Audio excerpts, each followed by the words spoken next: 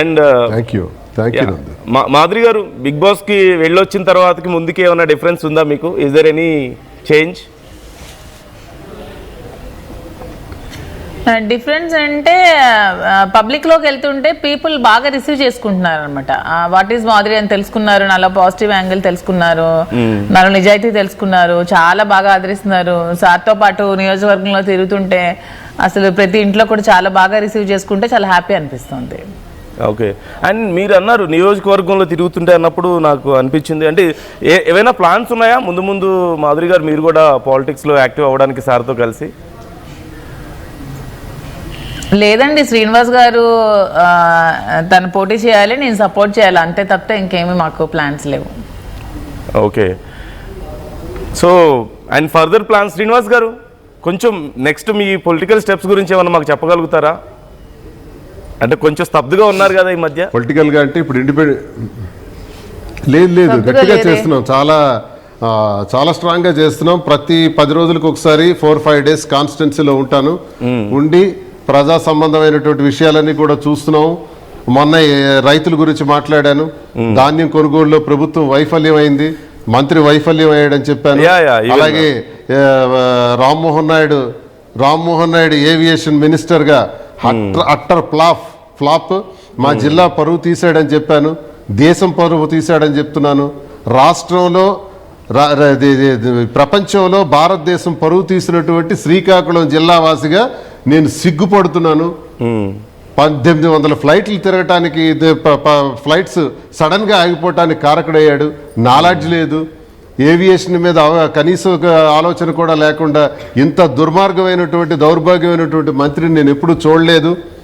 వీటన్నిటి మీద చాలా క్లారిటీగా మాట్లాడాను. రామ్మోహన్ నాయుడుకు సవాల్ కూడా చేశాను, నీ మీద నేను 3000 ఓట్లతోనే ఓడిపోయాను కదా, నువ్వు ఈ ప్రపంచం దృష్టిలో భారతదేశం పరువు తీశావు, ఉత్తరాంధ్రకి శ్రీకాకుళం జిల్లాకు చెందిన ఒక మంత్రివి, పరువు తీసినటువంటి వ్యక్తిగా నీకు ప్రజల్లో పరువు పోయింది, నువ్వు రోడ్డు మీదకి వస్తే ముఖం మీద జనం ఉమ్మేస్తారు, నీవు ఇది నిజం కాదనుకుంటే రాజీనామా చేయి, రాజీనామా చేసి నువ్వు నామినేషన్ వేయి, నేను ఇండిపెండెంట్ గా నామినేషన్ వేస్తాను, చూద్దాం ఎవరి శక్తి ఏంటో చూద్దాం అని నేను సవాల్ కూడా చేశాను రామ్మోహన్ నాయుడికి.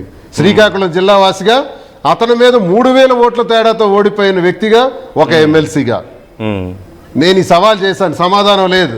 ఇవన్నీ నేను ఎందుకు చేస్తున్నానంటే జిల్లాలో వైఎస్ఆర్సీపీని బాధ్యత వహిస్తున్న, నేతృత్వం వహిస్తున్న ధర్మాన ప్రసాద్, కృష్ణదాస్ టోటల్ సైలెంట్.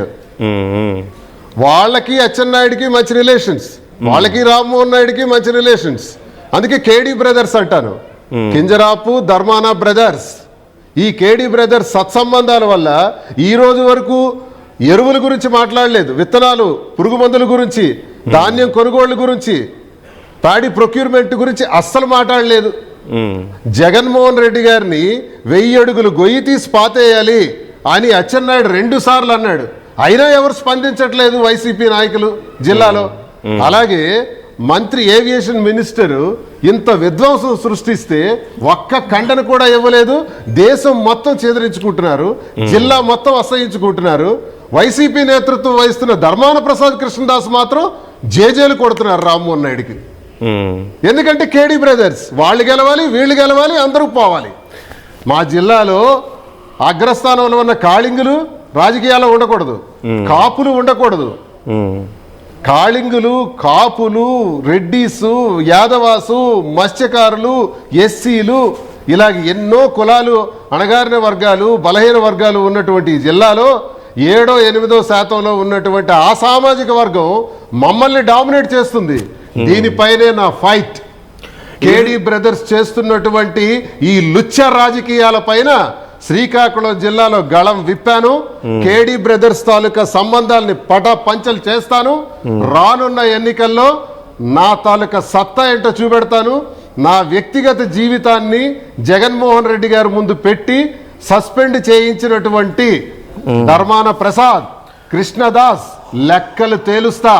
నేను ఇప్పుడు అదే అడగబోతున్నాను, వాళ్ళ తాలూకా రౌడీ కొన్ని మీ పర్సనల్ విషయాల్లో వాళ్ళు ఇన్వాల్వ్ అయితే మీరు బాగా హర్ట్ అయ్యారని, దానికి మీరు చాలా స్ట్రాంగ్ రిప్లై ఇవ్వడానికి రెడీ అవుతున్నారు అంటూ కూడా విన్నాం మేము. Is that true? Yes strong. నేను ఇండిపెండెంట్గా క్యాండిడేట్లు కూడా పెడుతున్నా. పలాసలో ఉంటారు, టెక్కల్లో ఉంటారు, శ్రీకాకుళంలో ఉంటారు, నరసన్నపేటలో ఉంటారు. నా టీం రేపు శ్రీకాకుళంలో పోటీ చేయబోతుంది, ఇప్పుడే చెబుతున్నా. రేపు కాసుకోమనండి ధర్మాన ప్రసాద్ని, కాసుకోమనండి కృష్ణదాస్ని. రాజకీయంగా యుద్ధం చేసినంత కాలం వాళ్ళతో యుద్ధం చేశాను రాజకీయంగానే. కేడీ బ్రదర్స్ అని టైటిల్ పెట్టిందే నేను. వాళ్ళ అంతర్గత రాజకీయాల్ని చాలా దెబ్బ తీసిందే నేను. అది బహిర్గత పరిచిందే నేను. వాళ్ళిద్దరు లుచ్చే రాజకీయాల్ని. ఈరోజు నా వ్యక్తిగత జీవితానికి జగన్మోహన్ రెడ్డి గారి దగ్గర నాకున్న సత్సంబంధాల్ని, ఆయన్ని నేను ఎంతో గౌరవిస్తాను, ఒక దైవ స్వరూపంగా చూస్తాను. అలాంటి జగన్మోహన్ రెడ్డి గారి నుంచి నన్ను దూరం చేసినటువంటి ఆ నీచులకి రానున్న రోజుల్లో శ్రీకాకుళంలో నా దెబ్బేంటో చూపెడతాను, నా తడక ఏంటో చూపెడతాను.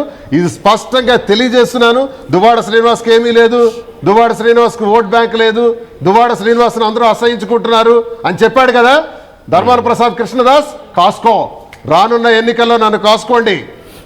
ఇండిపెండెంట్గానే ఉంటా, ఇండిపెండెంట్గానే నా యుద్ధం చేస్తాను. ఇది నా వ్యూహం. జిల్లా పైన చాలా పటిష్టంగా, చాలా స్ట్రాంగ్గా రేపు వెళ్ళబోతున్నాం.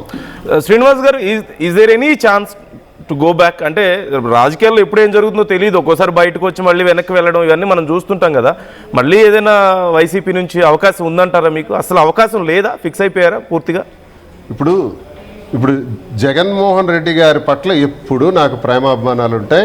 నా విశ్వాసం ఎప్పుడూ ఉంటుంది. అది రాజశేఖర రెడ్డి గారి నుంచి మాకున్న అలవాటు. అది ఈరోజు కొత్తగా వచ్చింది కాదు. విద్యార్థి దశ నుంచి రాజశేఖర రెడ్డి గారి దగ్గరకు పులివెందులు వెళ్ళేవాడిని నేను.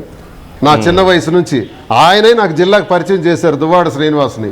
ఏది శ్రీకాకుళం జిల్లాకి రాజశేఖర రెడ్డి గారి ద్వారా రాజకీయ జీవితం ప్రారంభమైంది, జగనన్నతో కొనసాగుతుంది. అది చూచి వార్వలేని ఈ ధర్మాన బ్యాచ్ 2007లో కూడా నాకు సస్పెండ్ చేయించారు కాంగ్రెస్లో, మళ్ళీ ఇప్పుడు కూడా సస్పెండ్ చేయించారు. సో ఇది నాకేం కొత్త కాదు. ఒంటరిగా ఉద్యమాలు చేసే అలవాటు ఉంది. టెక్కలి నియోజకవర్గంలో పాదయాత్ర కూడా చేశాను ఆ 2008వ సంవత్సరంలో.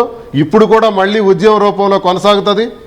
జగన్మోహన్ రెడ్డి గారు మాట్లాడటానికో వారి పిలుపు మేరకు మళ్ళీ పనిచేయటానికో నేనెప్పుడు వెనకాడను. కానీ జిల్లాని నాశనం చేస్తున్నటువంటి ధర్మాన ప్రసాద్ కృష్ణదాస్ రాజకీయాలకు పనికిరారు. వాళ్ళని దూరం పెట్టాలి. వాళ్ళు జిల్లాని నాశనం చేస్తారు. సూట్ కేసుల దొంగ ఆ జగన్మోహన్ రెడ్డి అని తిట్టాడు ధర్మాన ప్రసాద్. ఈ వైసీపీ ఒక కోళ్ల ఫారం లాంటిదని తిట్టాడు ధర్మాన ప్రసాద్. ఆ ధర్మాన ప్రసాద్ ఈరోజు ఎలా నాయకత్వం వహిస్తాడు? కృష్ణదాస్ ప్రతిరోజు పార్టీకి తిడుతూనే ఉంటాడు. ఇలాంటి వాళ్ళు ఎలా పార్టీకి ఉపయోగపడతారు? వీళ్ళని ప్రక్షాళన చేయాలి. తమ్మినేని సీతారాంకి ఎందుకు మాజీ స్పీకర్ తమ్మినేని సీతారాంని ఒక కుల వివక్షతతో, కళింగ కులానికి చెందినవాడు అన్నటువంటి వ్యక్తి ఒక భావంతో ఆయన్ని రోజు టికెట్ లేకుండా చేశారు. ఆయన కుమారుడికి అవకాశం లేకుండా చేశారు. మరి ధర్మాన ప్రసాద్ కృష్ణదాస్ ఎందుకు పోటీ చేయాలి? వాళ్ళు పార్టీ ద్రోహులు కారా?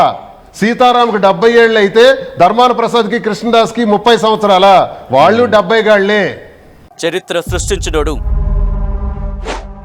ఇప్పుడు ఆ చరిత్రని తిరగరాయబోతున్నాడు. అబద్ధాల గోడల్ని బద్దలు కొట్టి నిజాలను రాగా మీ ముందుంచబోతున్నాడు. నిజమైన వార్తల కోసం వెంటనే డౌన్లోడ్ చేసుకోండి రా యాప్ని.